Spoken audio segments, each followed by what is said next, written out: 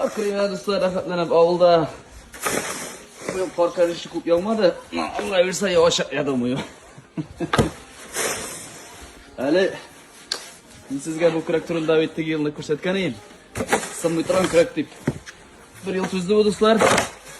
Gitti ikinci sezonu. Bir yaxshi krak bo'lib chiqdi, o'zim ham bir shodara bo'lmadim. Sınmıydı. Şimdi ilgili çırasın yine o tartışka. Kızıkma sen açılgan mıydı? Конечно. Açılgan. Если ты шире başlarsan, bilebilirsin. Ben şu karnı yapayım da hazır mı? Bu şey adam. Ay yolkuna. Şabunam da. Şunda batır ettirip sikirem. Bu kredno kaynalı bulasın hazır. Selamünaleyküm bir şey evet. Ha? Bu kredno kaynalı bula. Yütten koyun. Baba sana.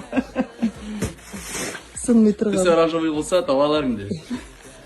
Yolkunu bizisi misin? Burası güzel bizimken. Buranda nasıl güzel ekleyin.